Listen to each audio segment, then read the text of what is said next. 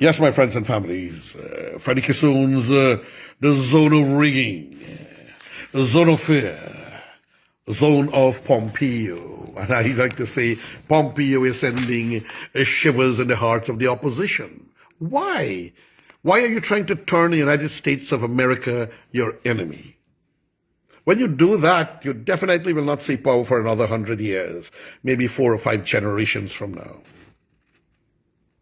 You have done wrong. You people of wisdom and leadership in the APNU AFC, sit down and talk to your leader.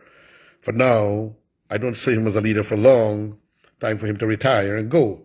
I don't wish him bad. I wish him good health and strength. Mr. David Arthur Granger, former president.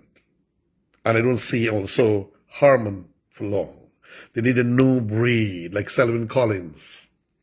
They need not just tyrannical ones. You need those with intellect and communication and decency and love that can bring newness, that can draw new people. Not only those who've behaved bad and vulgar that you will tell your response was right, so they can go and hurt and maim the innocent. So to the article. I was tempted to ask my editor if for this edition of the newspaper, I can republish my Friday article titled Zone of Peace, Zone of Mia Motley, Zone of the Dangerous Mind. The column dealt with a long letter published in the Stabrook News last Saturday, signed by 75 organizations and individuals, essentially women activists. It bemoaned the visit of the American Secretary of State and was certainly not complimentary of the Guyana government. It hoped that Mike Pompeo's visit would not endanger the Caribbean's pledge to be a zone of peace. My Friday piece was a contemptuous dismissal of that letter and its signatories, both of whom I found repugnant and sickening. Freddie Kissoon says, and Freddie Kissoon goes on, my disgust centered in the fact that the zone of peace these hypocrites desire was almost derailed by 5 months of systematic bestial, for those who don't know, animalistic, like an animal, like a beast, and evil attempts to deny the Guyanese people the right to vote. If you do not know that this ghoulish event lasted for 5 months, trying to take away the franchise of hundreds of thousands of people to install an illegal government. Back to the article. During these 5 months, not one government from any part of the world used even one sentence in support of the riggers. Not one eminent or prestigious international organization in any part of the world uttered even one word of endorsement for the incumbent that was involved in the rigging. Not one, ladies and gentlemen. And the whole world was for the PPPC. So who must I, poor me, stand for? I must stand for righteousness. I must stand for good. And as a child of religion and creation and believe in the one God, it is my right to speak the truth and to stand for what is right. So, Mr. Harmon, mark me for life. I'm disappointed with the pronunciation of James Anthony Bond critiquing me for what he did not seem to understand. But, if he can come out and say, Roche, I'm sorry, man, I made a mistake, and he realized and he analyzed as a lawyer what I said, and I'll challenge him to if he wants to go on the public media as he's a lawyer and I as a layman to show where those words are prejudicial to any race or threatening to anyone. Back to the article.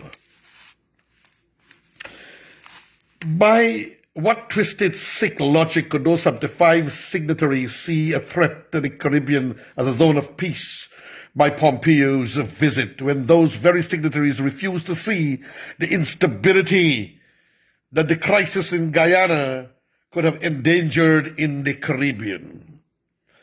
When the United States even established a special project to help Caribbean countries, and Guyana got the worst part of it a few years ago. And they're saying that the United States will derail the Caribbean as a zone of peace. It's protecting us, keeping out the drug dealers, patrolling the oceans and the waters and the riverways to destroy and capture the drug dealers and the drug lords. Only such people will be upset by them. So they need to stop saying such things, or like a policeman or a police mind that I have, I will look upon them that they are upset because they're involved in sinister and illegal activities. But you know what? I don't think so. I just think it's an envious moment of emotionality. Back to the article. There no longer could have been a stable, peaceful Caribbean once an illegal regime was accepted in Guyana. Yes, Freddie Kissoon. If there was an illegal regime, then that would have been unacceptable.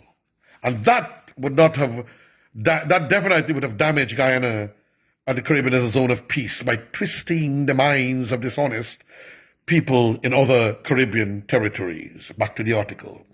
The pattern would have been simple to understand. No loser of an election would have conceded and would have cited CARICOM's acceptance of electoral fraud as their bulwark. I was so repulsed by that letter and its signatories, and I was very tempted to try to persuade my editor to repeat my Friday article in today's edition.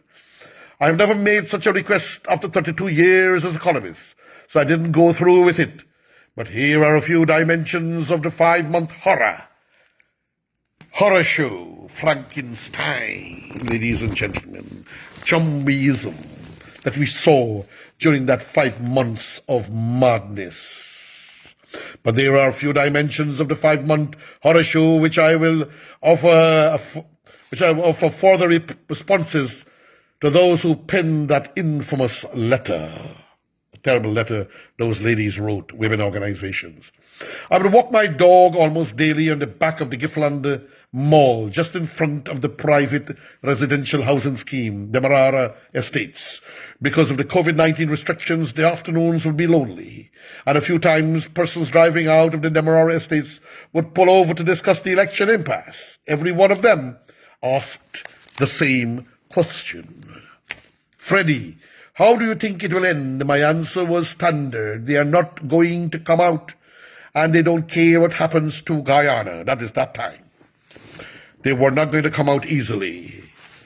And they don't care about Guyana. They don't care about our country. They don't care about our zone of peace. They don't care about their name and their honor through the ages. And they had so many decades of it under Lyndon Fope Sampson Burnham. Back to the article, my friends. I know from reliable sources within the PNC and the AFC that the film Inflexible Decision, I beg your pardon. Remember, this is in the raw, ladies and gentlemen. No editing. I know from reliable sources within the PNC and AFC that the firm Inflexible Decision, that they will not come out in that zone of rigging. I saw a zone of fear. I encountered faces of fear, sadness and depression everywhere I went. During those 5 months, Guyanese just felt it would not end nicely and there would be a civil war, destruction. Back to the article.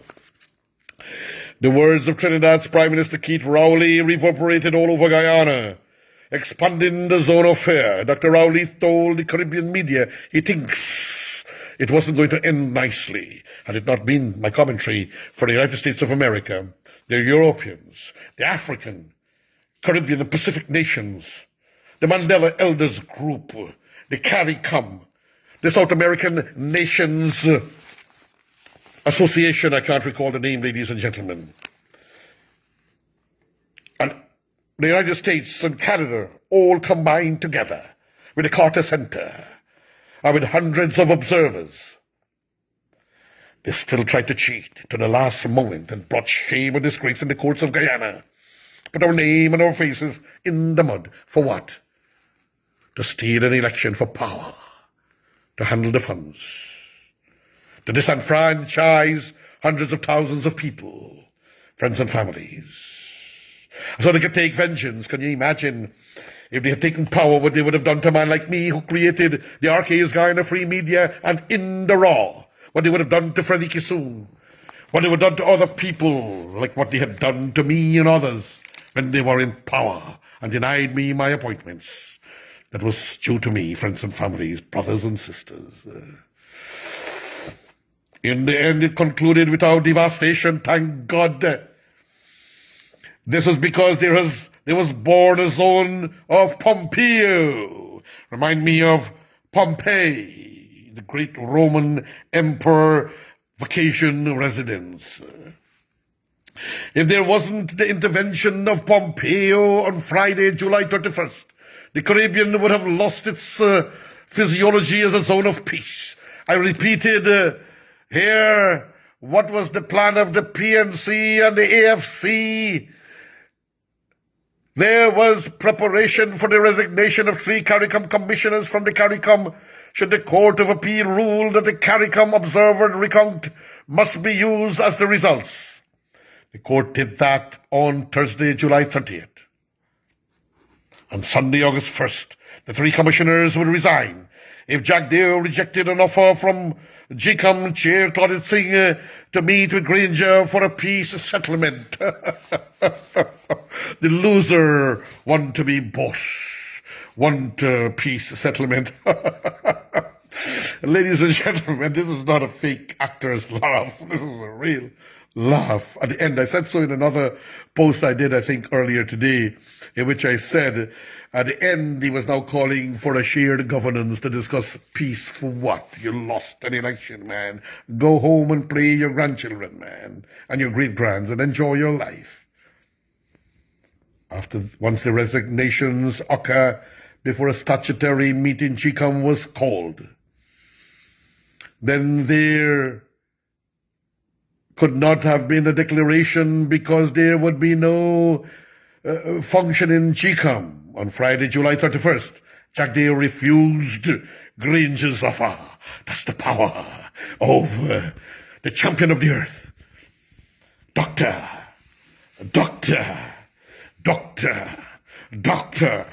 5 times, and again, once more, doctor.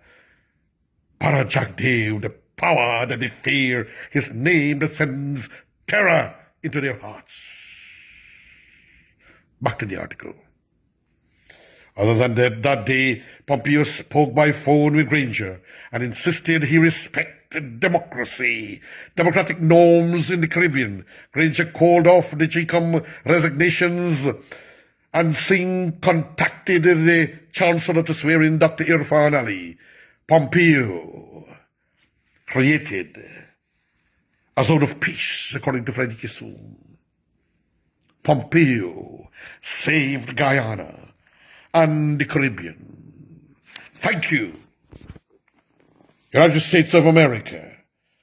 The third most powerful man in the United States of America, Mike Pompeo, and all the nations of the world, all the nations for standing for democracy. Still there are few in the United States when I hope and I feel that one day the United States government will be dealing with them over there, spreading propaganda and the trolls that were used recently wrongfully to try to destroy me and break me. But can they break me? I'm a human being made of steel. I am the child of Allah, Subhanahu wa ta'ala, the Lord God of the worlds. I am the child of Shiva and Krishna and Hanuman. And I am the child of Yahweh and Elohim. And I'm a brother of Musa, Moses, and Samson. Friends of family, your brother, me, Haji, Dr. Roshan Khan, saying, love Guyana, embrace those who cursed us, show them love and forgiveness, bring peace and goodwill. Dr. Irfan Ali, President, Excellency, work as you promised for all the peoples of this country, and bring prosperity and success. And may the blessings of the Creator, God Almighty, watch over us and our country.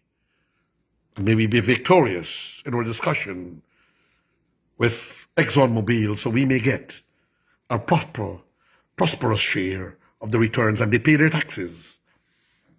They up our $18 million to $100 million per fine as a sign-in bonus, ExxonMobil. And they give us a proper royalty like Suriname and what Papua New Guinea is looking for. And I love ExxonMobil, but ExxonMobil do the right thing. Your friend, your brother, me, Haji, Dr. Roshan Khan, saying thank you for listening and tuning into this, the RK's Guyana Free Media, saying farewell, friends.